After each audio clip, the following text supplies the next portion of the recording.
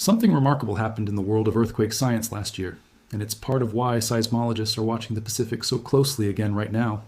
A team of researchers published a forecast identifying a specific window for a potential megaquake off the coast of Russia. 7 days later, an 8.8 magnitude earthquake actually struck in exactly that region. That's not a coincidence anyone in the field is dismissing lightly, and it's a huge part of why this year's fresh wave of Pacific activity has scientists paying unusually close attention to whether a similar pattern might be building somewhere else right now. Let's start with that Kamchatka story, because it's genuinely one of the most striking pieces of applied earthquake science in recent memory.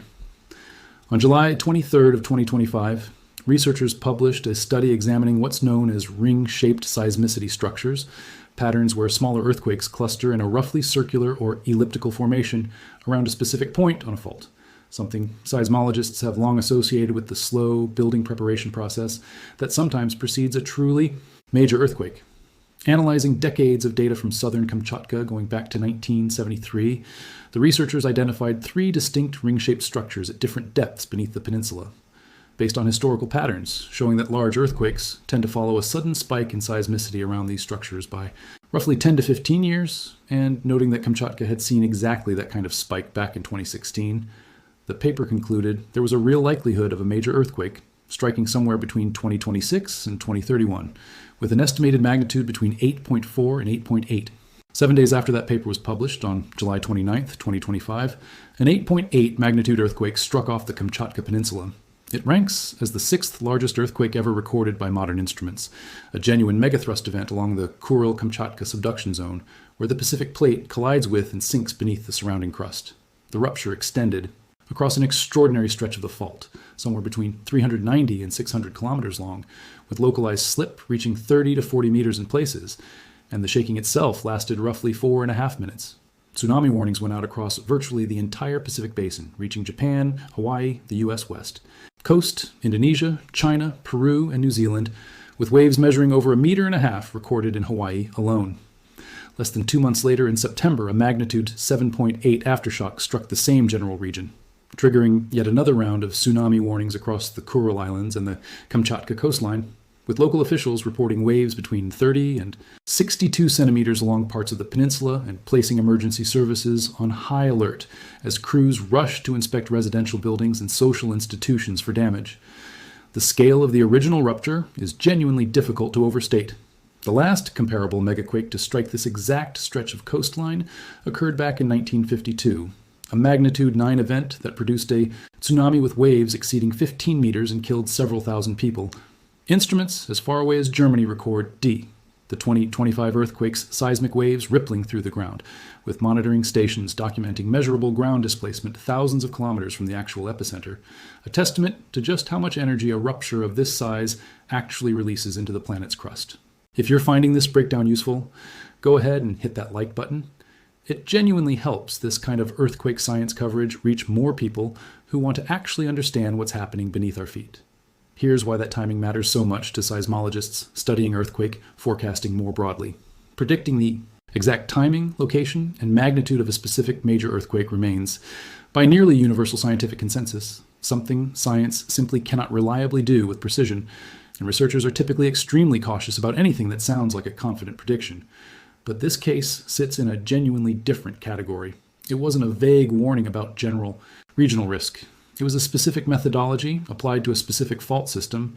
that correctly flagged a multi-year window for a major earthquake just days before one of the largest earthquakes in modern recorded history actually struck in precisely that location. Now, that kind of outcome doesn't happen often enough in this field for researchers to simply shrug it off as coincidence, even while maintaining appropriate scientific caution about over-interpreting a single successful case. Follow-up research digging into the Kamchatka region's longer seismic history has only added to the intrigue. Studies examining low-magnitude seismicity patterns recorded by international monitoring arrays found that major earthquakes in this specific stretch of the Kuril-Kamchatka arc have occurred roughly every 7 years, going back through significant events in 2006, 2013, and 2018, with the 2013 and 2025 earthquakes striking in almost exactly the same location. That kind of quasi-periodic behavior, paired with the ring-shaped seismicity signal that preceded it, has researchers now asking an obvious and genuinely important follow-up question. Are there other subduction zones around the Ring of Fire currently showing similar precursor patterns that simply haven't been analyzed as closely yet? That 7-year interval itself has become a genuine point of interest for researchers modeling this specific fault segment's future behavior.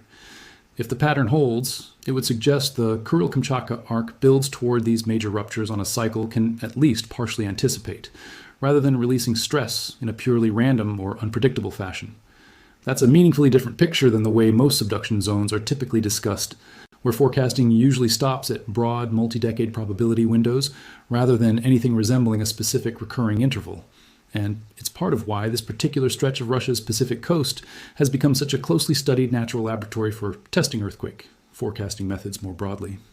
That question has taken on real urgency given how active the broader Pacific Basin has been this year. In mid-August, a magnitude 7.7 earthquake struck Indonesia's Flores region, triggering tsunami warnings across 4 separate provinces. Earlier this month, a magnitude 7.4 to 7.5 earthquake tore through western Colombia, one of the strongest quakes to hit that country in the 21st century. Alaska recorded a magnitude 5.6 earthquake in mid-August as well,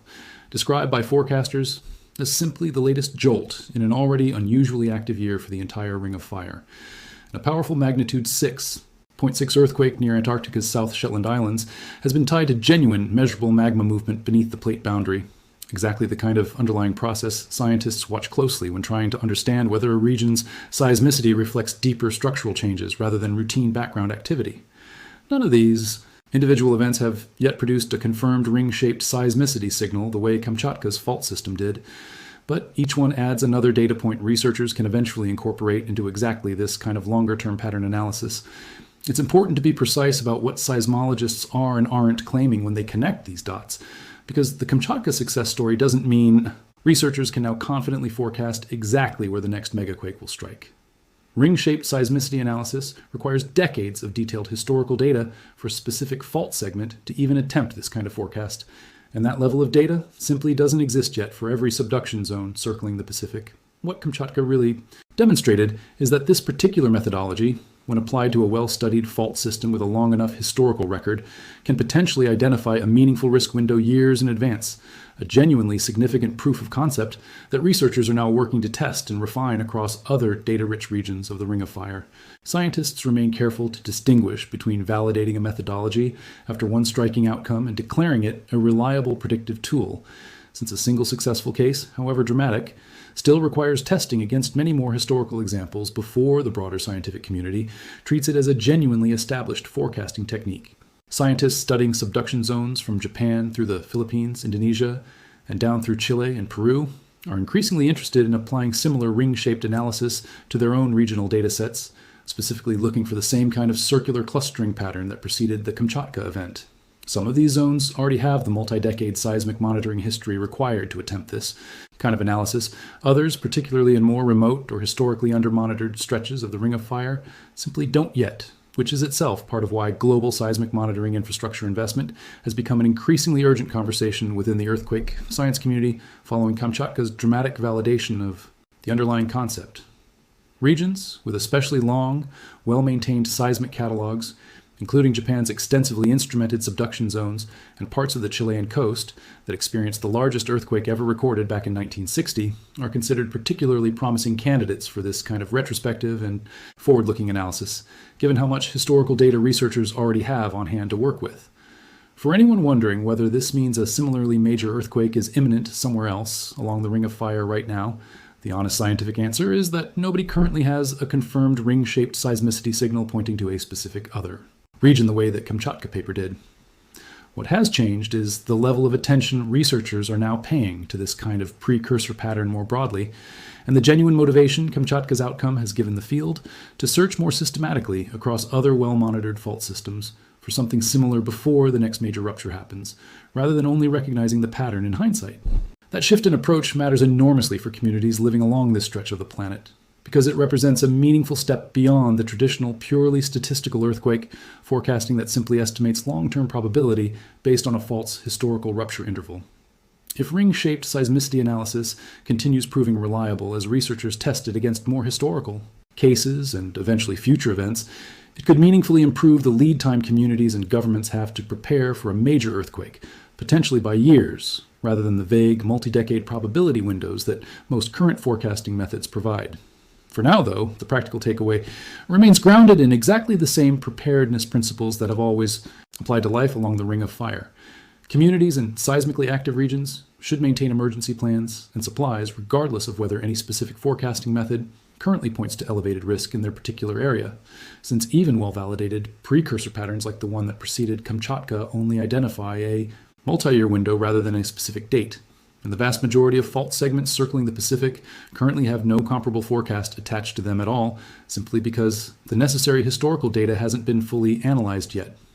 If you want to keep following how researchers apply this kind of ring-shaped seismicity analysis to other stretches of the Ring of Fire, and whether any other region eventually produces a forecast with the same eerie accuracy Kamchatka did, subscribing means you won't miss the next update the moment new findings come in. Because after watching a specific earthquake forecast play out just days after it was published, scientists across this field are taking a noticeably closer look at exactly what other patterns might already be quietly building beneath the surface of the world's most seismically active belt, and the next confirmed signal, wherever it eventually emerges, could give the communities living above it a genuinely rare head start.